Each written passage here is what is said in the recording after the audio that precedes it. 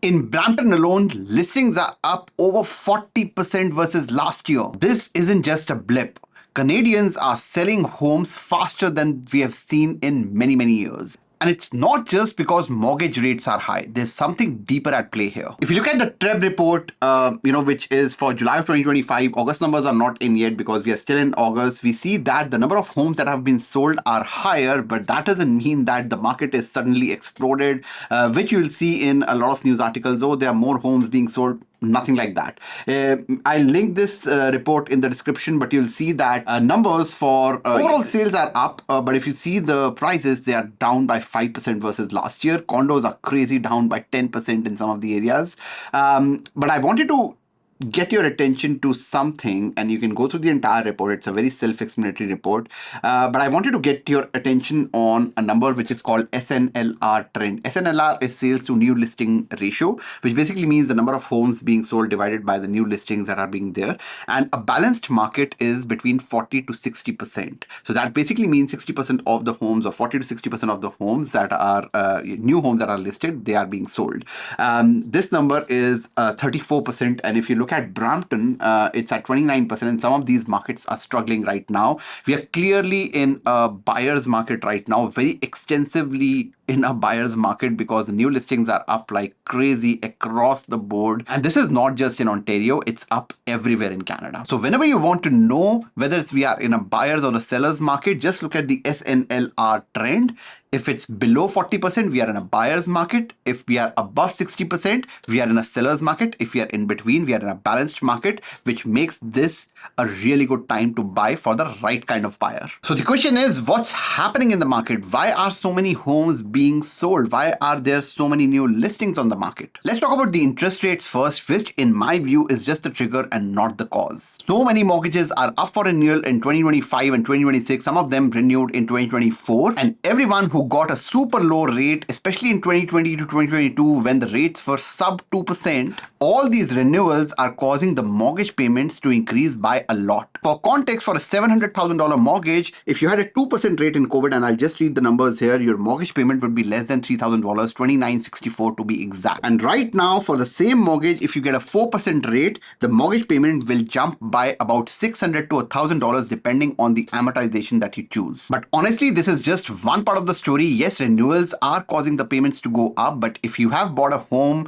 in or around COVID, you still have equity in your home. I'm not talking about 2022 and 2021 peak prices. I'm talking about 2019, 2020 prices. 5 years down the line, 6 years down the line, those renewals came up in 2024, 2025, and I don't see them selling. Most people won't sell, and therefore I say that people who did not over leverage, and I'll get to my second point, people who did not over leverage during the peak of the market are okay, and they will be able to ride out this payment increase because they have lower amortizations on their home and they would have equity in their homes. Which brings me to point number 2, which is the HELOC abuse that happened in 2021 and 2022. I made an entire video on this last week. I'll link that in the description. But HELOC abuse is not that you use your HELOC on the home, your primary home, and buy something which generates cash flow. I'm not talking about that. That's probably one of the best uses of a HELOC. I'm talking about people who bought pre-constructions closing 5 to 7 years down the line. I'm talking about people who bought cars, took vacations,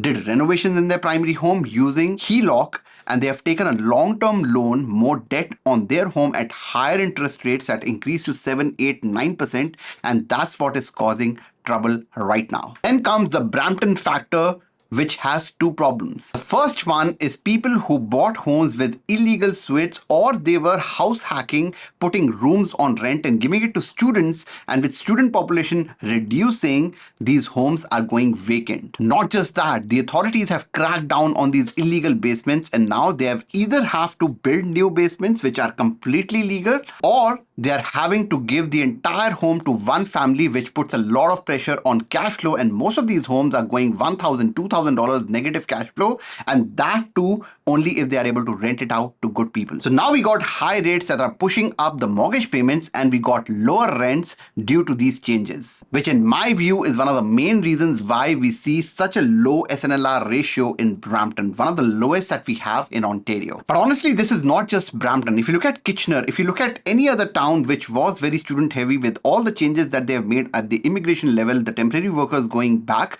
all that is putting a lot of pressure on the rents, which is triggering mass sell-off by the investors. Next comes another industry-wide problem, which is mortgage fraud. So many mortgage agents and realtors got people homes at like over $1 million with 5% down payments and giving them 15% private loans that were at a very high interest rates. There were falsified income documents that being created. Investors got approved for investment properties at less than 20% down payment, which is also illegal. And with high interest rates and high vacancy rates and the job market being the way it is right now with high unemployment rates, these so-called investors have no other option but to sell. And honestly, if you see Brampton, there are a lot of power of sales. It's not just that the investors and the buyers, who bought with falsified documents or bought at the peak of the market or are not able to renew their mortgages because of their situation, whatever may be the reason, all these sellers are not selling because they have an option to sell. They are selling because their banks are forcing them to sell, which is exactly what a power of sale is. A lot of people are defaulting on their payments right now, and the default rates in Brampton and Surrey are 5 times higher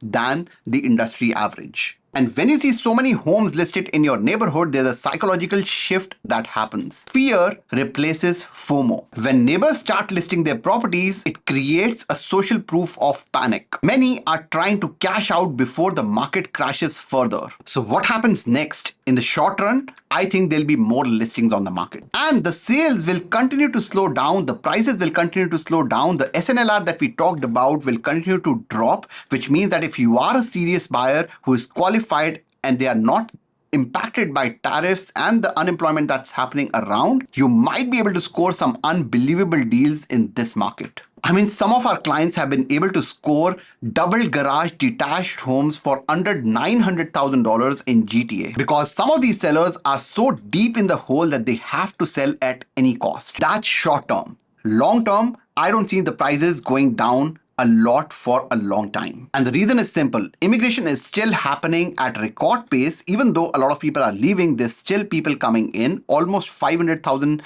people are projected to come in this year. And when the economy bounces back, we will feel the pain of not enough construction that has happened in the last 2 years. We have built half the amount of homes that we had planned for. Forget about what we should be building.